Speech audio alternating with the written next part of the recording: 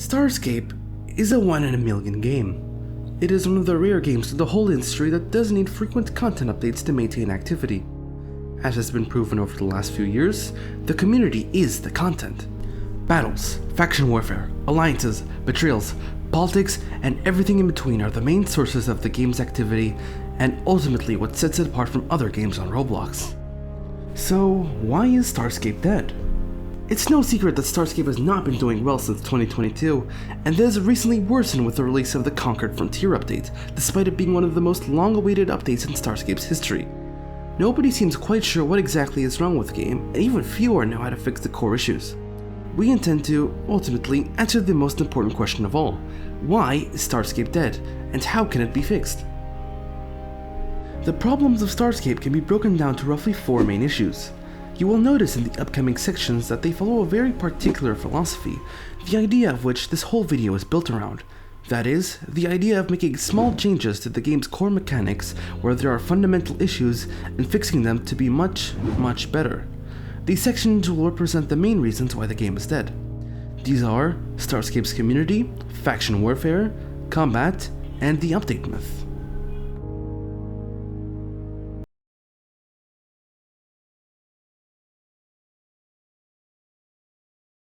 Since the game's revival with the Getting Around update, the community has seen a wave of toxicity which is unparalleled to that of any previous time period in Starscape's history.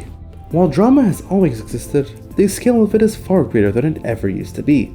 It sometimes seems as if players care more about starting drama than playing the game. To be clear, when we say drama, we're not talking about faction rivalries or war declarations. Those things are arguably what gives Starscape its spice. By drama, I am referring to conflicts that mostly happen outside the game, which usually take things beyond Starscape and turn it personal. But why is this the case? Why does so much drama happen? The easy conclusion to make is that the player base is just inherently toxic. It's a logical assumption when you look at the sheer volume of drama, but this ignores the root cause. The toxicity we see today isn't a community-wide personality flaw. It's a design consequence. We call it artificial activity. The moment the community begins to manufacture content because the game has stopped providing it. When work on the Getting Around update began in January 2024, it triggered a mass migration back to the game. Hope was at an all-time high. With this influx of people, large fleet battles happened daily, and the community was thriving. When the game provides that level of engagement, no one cares much about starting drama. They're simply too busy enjoying and playing the game. But after the Getting Around update had some early success with its announcement in January and release in March, the game began to die again. The result was clear. Players saw the game they were invested in start to fade. Combat became more rare, and fleets had fewer and fewer people. On a subconscious level, when a game fails to provide content, a dedicated community will attempt to manufacture its own. If you can't find a reason to fight someone in the game, you will find a reason to argue with them on Discord. This isn't because the community is evil, it's a natural human reaction to a broken gameplay loop. They simply have nothing better to do. The solution to this drama is straightforward. The game has to be consistently fun to play. If it is not, people will eventually resort to creating Discord drama for entertainment. If the game is made fun on a regular basis, then the community will almost certainly see a sharp decline in unnecessary Discord drama. The goal isn't to moderate the community into being better. The goal is to restore the gameplay loop and have something better to do. To fix the social state of Starscape, we have to fix the mechanical state, and that starts with faction warfare.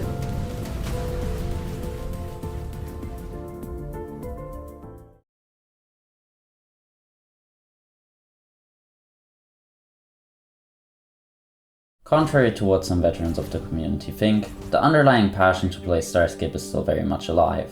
When the game had periods of activity, it had regular combat for months, and maybe even a few hundred player battles. These spikes in activity were caused by Keth coming back after a hiatus and the game getting an update, as was the case in 2024 when the Getting Around update was released. In the case of the Getting Around update, it caused the largest spike in 3 years, peaking at over 1,000 players. The issue is, as soon as the hype dies down, the game dries up again. Combat becomes less frequent and smaller in size. So why do large-scale fights only happen when Keth does something? Why can't people just fight for fun? The problem is that faction warfare and combat are very flawed. They are foundational parts of the community and PvP scene, but have multiple fundamental flaws that totally kill activity. The good news is that these issues are surprisingly easy to fix. The hard part is effectively done.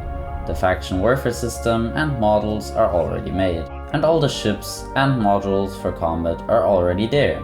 So we will lay out what exactly is wrong with these parts of the game and provide concrete solutions on how to fix it. All our solutions will follow the philosophy of this video. Small changes, huge results.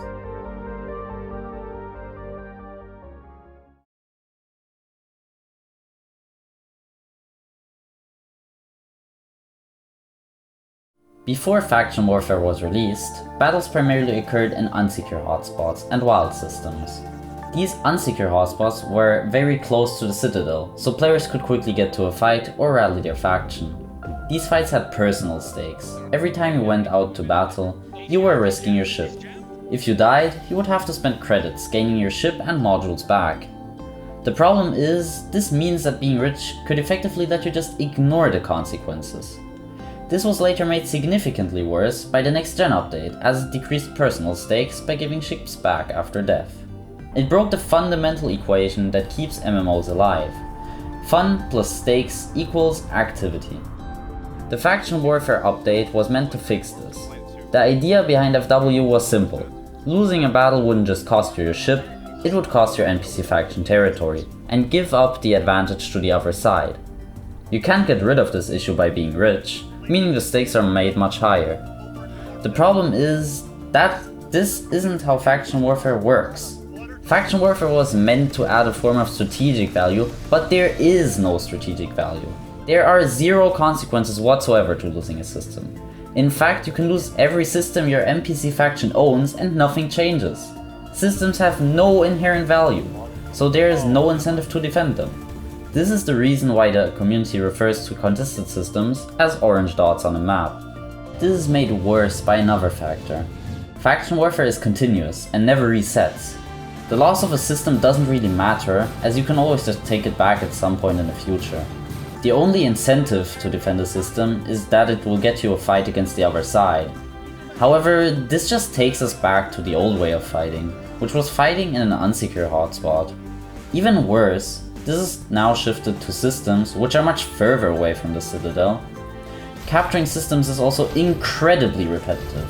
The process of capturing a system is quite simple. Shoot at 3 generators, go to the HQ, shoot a few NPCs, shoot the main beacon, and you've captured the system. That's it. This loop is both boring and time consuming for the attackers. The only reward for this boring cycle is loyalty points, or LP. LP was basically the only motivations players had to capture systems, as it could be indirectly redeemed for credits by buying destroyer blueprints. However, if the gameplay loop itself isn't fun, then the payout is irrelevant. Credits alone cannot sustain Starscape. To summarize, Faction Warfare is currently only good for getting into fights, as the mechanics make actually participating in Faction Warfare boring for both sides. Games are ultimately played for fun, so if Faction Warfare cannot deliver that fun, then people simply won't participate in it.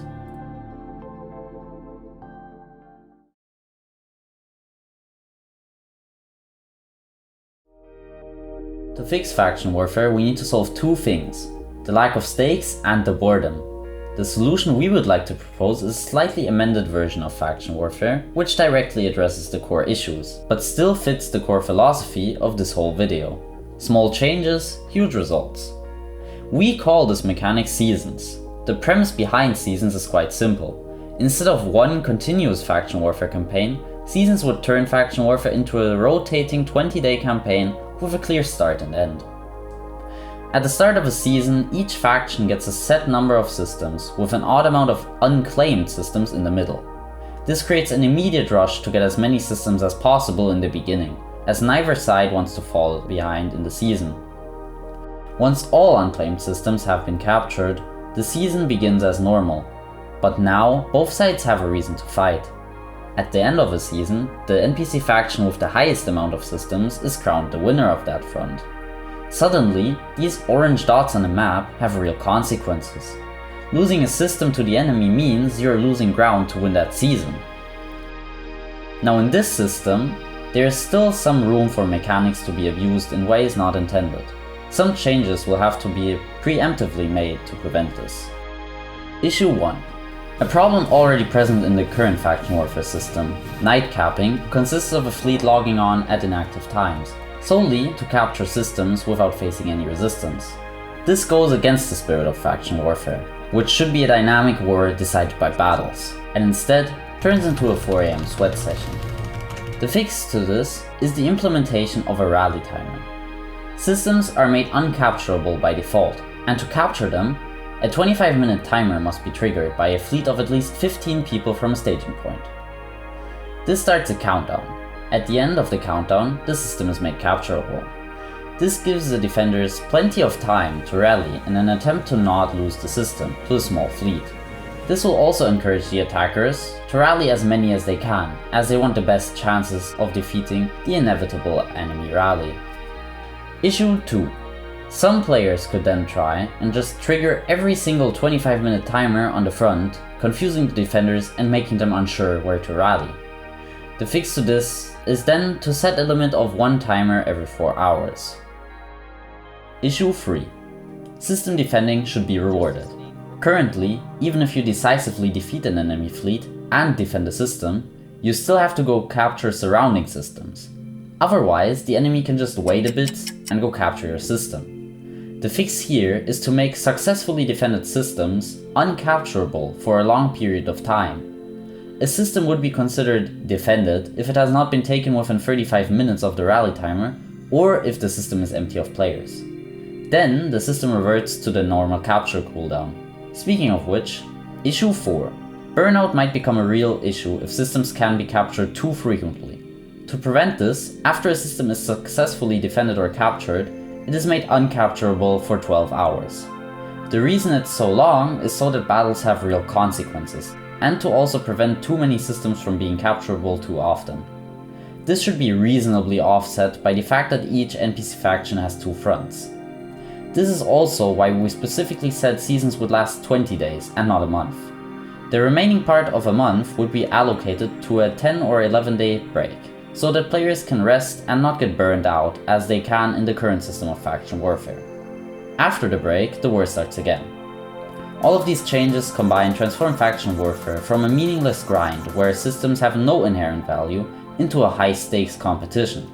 All of this without an extensive overhaul of faction warfare's mechanics, an update which would take months on end to make and could still be flawed. Now, some might be wondering, is the title of Season Champion enough motivation for people to play Starscape consistently? Games are played for fun, and as long as the equation is fulfilled, people will play. Even before faction warfare, the personal stakes of losing your ships were enough to keep players grinding and enjoying the game. This is why unsecure space and not contested needs the old insurance system. While contested creates its own stakes through seasons, and can therefore keep the current insurance system, unsecure has no such mechanic. Without the old insurance system, unsecure has no real stakes.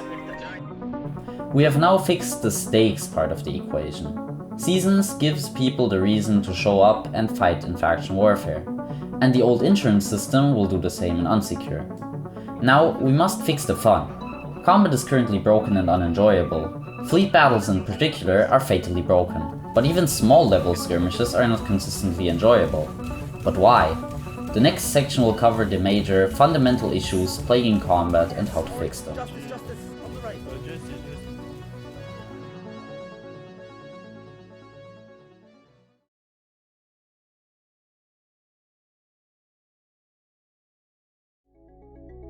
Combat should ultimately be the highlight of Starscape. It should be the most unique, interesting, and most importantly, fun part of the game.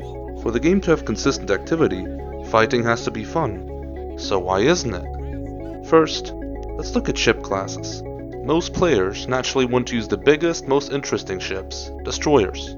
However, destroyers are rarely used in unsecure or wild systems. Because warp disruption is enabled there, a small group of corvettes can easily swarm a destroyer, tackle it, and reduce its health down over time. This is made worse by the fact that corvettes are much cheaper than destroyers, so even if some are lost, they will still ultimately win the cost war. In other words, using a destroyer in unsecure or wild is a bad idea, unless you know the other side will exclusively use them as well. All of this isn't necessarily bad. Warp disruption is overall a great feature that prevents players from simply warping away mid-fight. It ensures smaller ships are viable as well. Having two contrasting metas of corvette and frigate combat in unsecure, alongside destroyer combat in contested, is actually healthy for the game, as it gives players multiple playstyles to choose from. Speaking of which, contested provides a safe haven for destroyers because warp disruption is disabled there. This makes swarming tactics less effective, as destroyers can simply warp out of danger. This then forces both sides to use destroyers and allows for the large-scale fleet battles people actually want to see. So what's the issue with combat? The issue is that even when destroyers are viable, the combat is fundamentally broken. To see why, let's look at a typical 20v20 contested engagement.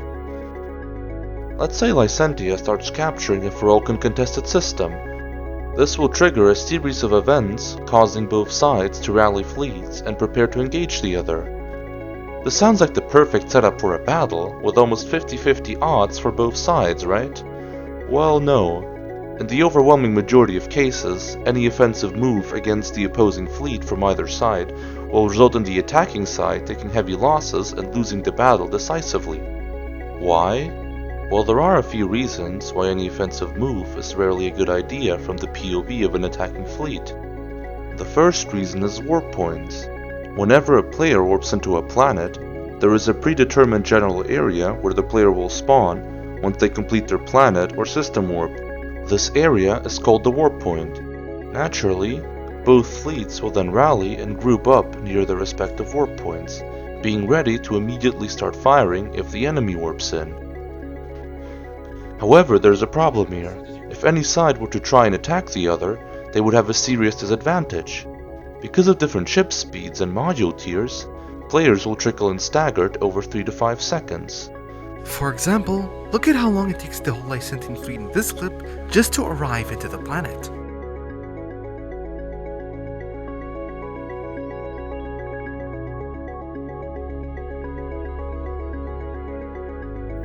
They also arrive facing different directions with zero organization. This allows the defending fleet commander to call out a target the moment the first attacker appears. His fleet will subsequently find his target relatively quickly, as they would be organized and all facing the same direction.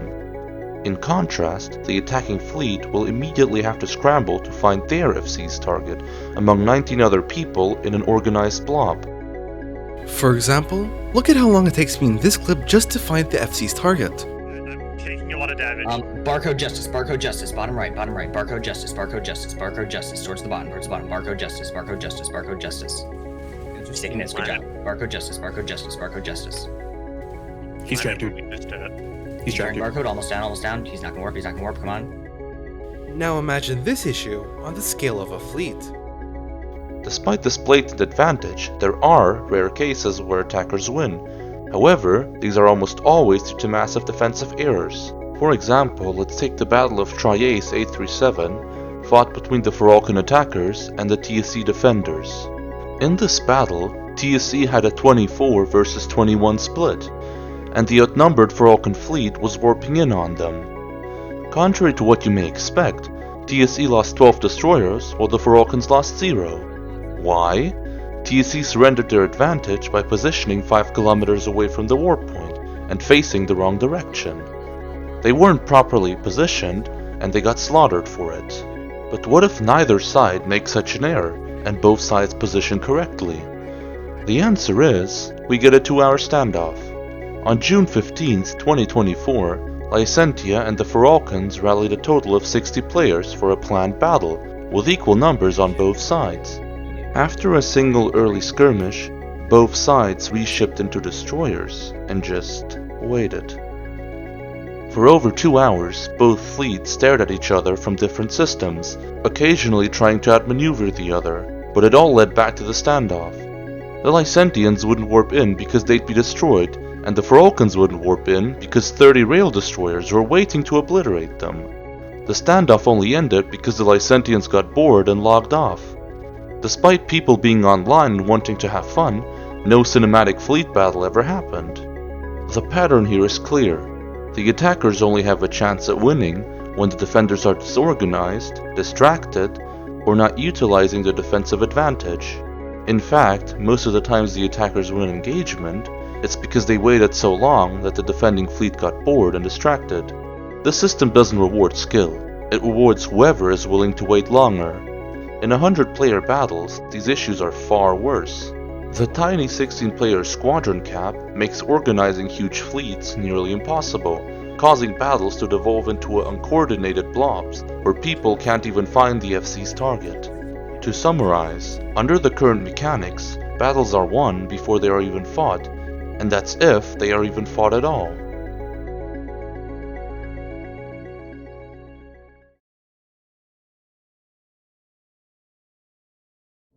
While the community is generally aware of the issues just discussed, most proposed fixes are vague or focus on the wrong factors.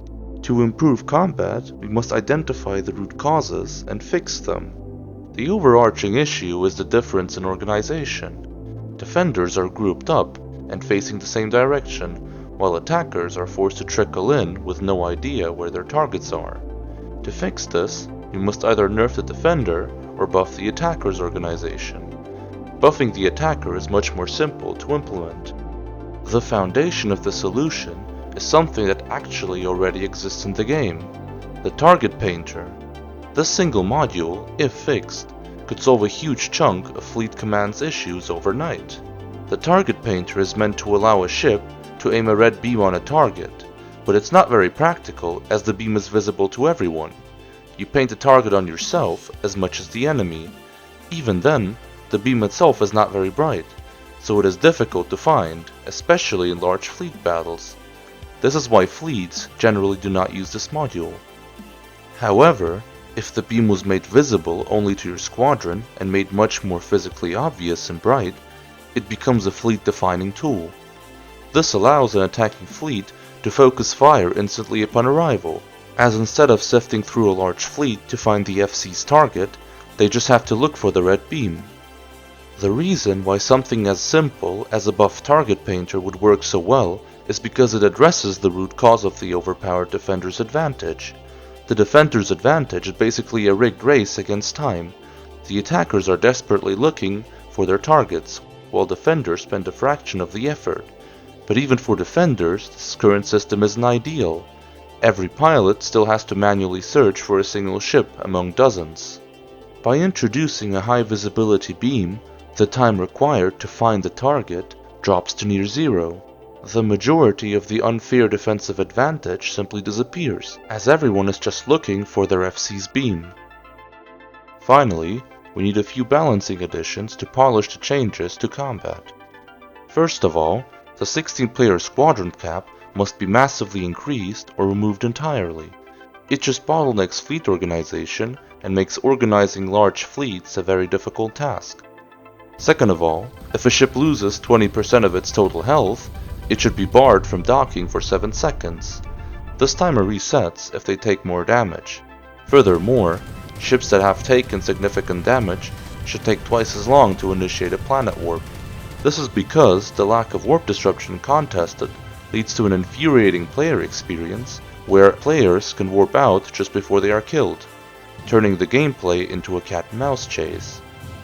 The changes to combat are without a doubt the most important ones of this whole video. If large-scale combat can be made genuinely fun, then people have a real reason to play the game again. Starscape can go from being an uninspiring 2-hour standoff to an action-packed fleet combat game.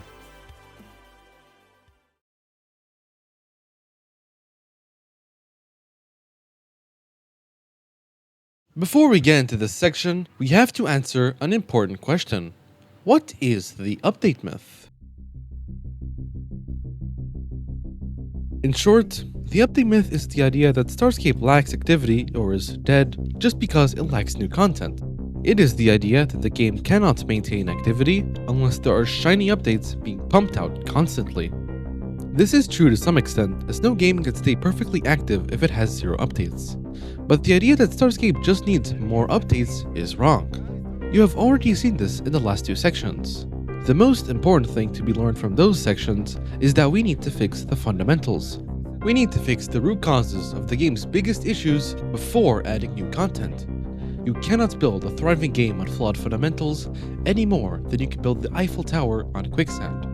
The epitome of the update myth can be found in Starscape's last major update, the Conquered Frontier update. To give this update a fair review, I decided to grind Starscape for the first time in months, and play the update how it was intended to be. I started out by mining for the resources I needed until after many hours of grinding, I'd finally managed to build myself a refinery. And I still have so much content for me to explore in this update, right? Technically yes, but there's one key issue. Why should I? What do player structures actually give me to justify the immense grind needed to make them? In any game, new content must justify its existence. Nobody does something cool if it makes no logical sense to do it. Currently, building a player structure in Starscape has no incentive compared to just using a wormhole anomaly because player structures do not possess any unique advantages. Why spend hours grinding and building a base in Wild when you can just find a good wormhole, mine what you need, and take an instant, safe ticket back to the Citadel? The math simply doesn't add up. You have to spend almost 1,000,000 credits, or mine the equivalent in resources, to build a refinery, cargo depot, and ship refitter. Keep in mind, these are services that any non-Wild system already provides for free. The only unique benefit is a measly 10% resource bonus from the refinery. In exchange for that tiny gain, you inherit the responsibility of having to keep your station constantly refueled and also take on the risk of your refinery, which you just spent hours grinding for, getting blown up. This is not a trivial risk either, even with the game mostly inactive now. My precious refinery, which I invested hours into making, was blown up during the making of this video, as I had not made a shield tower to defend it. In essence, I would have had to spend more hours mining and refueling just to ensure that my station would not be blown up. Once again, this is not something you have to deal with in any secure system. Ultimately, TCF fell into a trap. It added something cool without giving players a logical reason to actually use it. But there's one very important point here. I am not saying that I expect every Starscape update to be 100% perfect from the get-go. Updates will always need changes, that's just how game development works. The main problem was going for a content update in the first place. The game has many core issues that have to be addressed and fixed before adding new content. The quicksand must be removed until you can build an Eiffel Tower. The focus should, therefore, be on smaller, important updates until the foundation is solid. This is why the idea of just add more updates and everything will be perfect is flawed. Adding new turrets, ships, modules, or anything else will never fix combat if you don't address the core issues. Faction Warfare 2 won't make FW fun if it's still fundamentally a clicking simulator. And player structures will never fix Starscape if there's no logical reason to use them. That is the main mindset shift that Starscape needs. No amount of content updates will save the game if the game itself is fundamentally broken.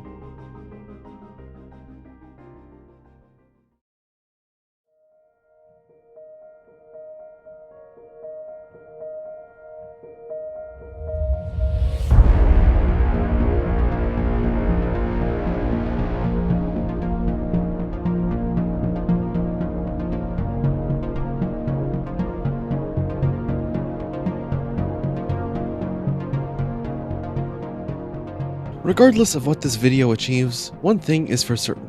Starscape is a great game.